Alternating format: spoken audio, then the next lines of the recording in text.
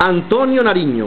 Ya estudiamos cómo, a raíz de la publicación de los derechos del hombre, Nariño fue condenado a la pérdida de sus bienes y a 10 años de prisión en el África, y cómo al desembarcar en Cádiz logró fugarse astutamente.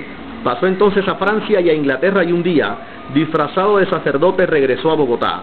Por las poblaciones que habían servido de escenario a la insurrección de los comuneros, trató de revivir los ánimos para una nueva revuelta. Todo en vano.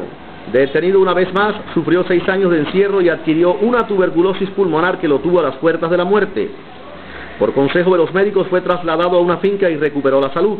Como no podía olvidar las actividades revolucionarias que llevaba aprendidas en el corazón, buscó la manera de relacionarse con el canónigo don Andrés Rosillo, uno de los más atrevidos defensores del pueblo.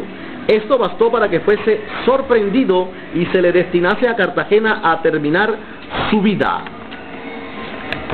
Sepultado en las bóvedas de Boca Chica. En la travesía por el río Magdalena se fugó en compañía de su hijo, llamado también Antonio. Capturados en Santa Marta, el precursor fue conducido en vergüenza pública hasta Cartagena, cargado de gruesas cadenas y encerrado en un calabozo inmundo, mientras el pobre hijo imploraba por las calles la caridad de las gentes. Entre tanto, en Bogotá se aproximaba la fecha gloriosa. Cuando estalló el 20 de julio de 1810, el infortunado Nariño se encontraba muy lejos. Al saber la noticia, en el colmo de la alegría quiso volar a la capital, pero no tenía dinero y apenas, con monedas regaladas, pudo viajar a fines de ese año memorable. Con su llegada a Bogotá, empezara una etapa en aquella existencia igualmente patriótica e igualmente sufrida. Ella será tema de capítulos venideros. Francisco José de Caldas. El sabio Caldas nació en Popayán en 1768. Estudió en el seminario de su tierra y se doctoró en Derecho en el Colegio del Rosario a los 20 años de edad. De regreso a Popayán se dedicó al estudio de las ciencias naturales y con aparatos inventados por él realizó investigaciones que dejaron abismados a los mismos europeos. La primera en llorar la trágica muerte de Caldas, víctima de la ignorante ferocidad de Morillo, fue la madre patria. Por boca de uno de sus más grandes pensadores, don Marcelino Menéndez y Pelayo, España llamó a Caldas el más ilustre de los discípulos de Mutis y agregó que Caldas, como botánico, geógrafo, físico y astrónomo, poseyó verdadero genio científico de invención. Formó un herbario de 5 o 6 mil plantas, determinó los perfiles de la cordillera de los Andes, inventó un método para medir las alturas, estrenó el Observatorio Astronómico de Bogotá, fundado por Mutis, y lo dirigió con honra por espacio de 5 años. Y como escritor vigoroso, rico de imaginación, dejó admirables páginas científicas. Y como si no bastase, en la Biblioteca Nacional de Madrid se encuentra una artística lápida que representa a una hermosa mujer que besa la frente del sabio y que en letras muy claras dice: perpetuo desagravio de la madre España a la memoria del inmortal neogranadino Francisco José de Caldas. En el Observatorio Astronómico, muy cerca de la plaza principal de Bogotá, Caldas pasaba los días y las noches embelesado en sus tareas. La 1 de la mañana era, le escribe a un amigo, y yo no podía dejar el cielo ni mi telescopio. Saturno y Júpiter volvían y revolvían en mi imaginación. Sus fajas ozonas, el anillo, los satélites, todo llenaba mi alma de placer y de contento. Una sola cosa le hacía apartar los ojos de las estrellas: la libertad de la patria. Y allí, alejado de toda sospecha por parte de las autoridades españolas, se reunía con los jefes Camilo Torres, José Acevedo y Gómez, Joaquín Camacho, Frutos Joaquín Gutiérrez, Antonio Baraya, José María Carbonell y Francisco y Antonio Morales. Francisco Antonio Sea. Francisco Antonio Sea, uno de los más notables personajes de nuestra historia, en concepto de don Marco Fidel Suárez, nació en Medellín en 1766.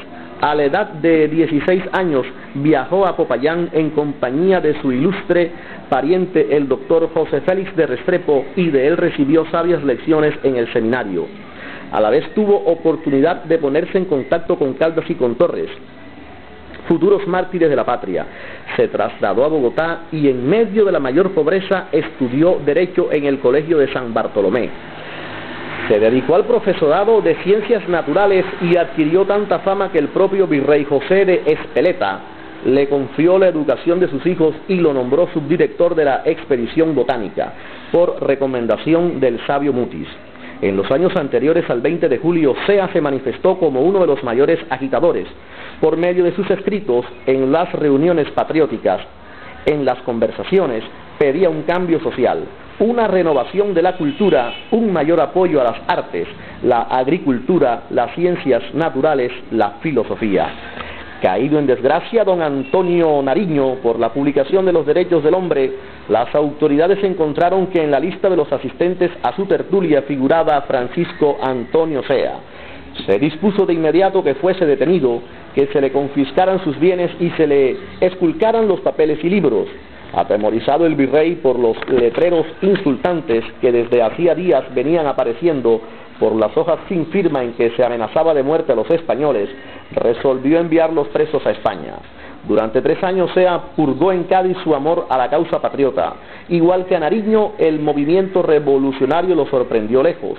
En varias ocasiones, ya libre de las cadenas, pidió permiso para regresar, pero le fue negado. Huyó a Inglaterra y en 1815, el año de más graves peligros para la patria, por la cruel expedición de Morillo que la bañó en sangre, tomó la más bella decisión de su vida: embarcarse hacia sus tierras amadas, servirles con su pensamiento y con sus ideas, empuñar las armas y enfrentarse a los enemigos en los propios campos de batalla. Don Camilo Torres. En vísperas del 20 de julio de 1810, debemos ocuparnos de nuevo de don Camilo Torres. Sobre él, lo mismo que sobre Nariño y Zea, recayeron las sospechas de las autoridades. Si no fue encarcelado, se le mantenía en permanente vigilancia. Más que ninguno, Torres sabía que la revolución estaba próxima y que solo faltaba ponerle el cascabel al gato.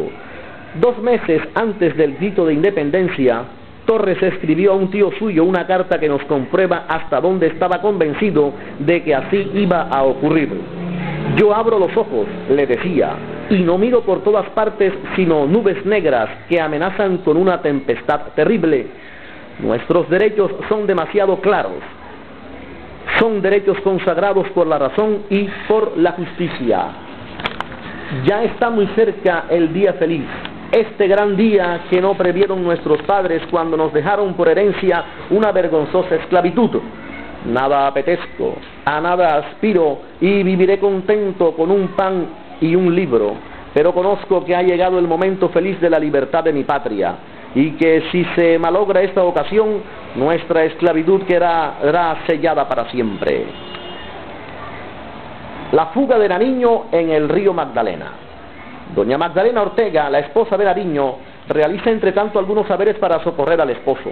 Los amigos íntimos contribuyen con algunos recursos y el pesado viaje se inicia a través del Magdalena bajo la inclemencia del trópico. Por el camino se informa de los terribles suplicios que aún le esperan.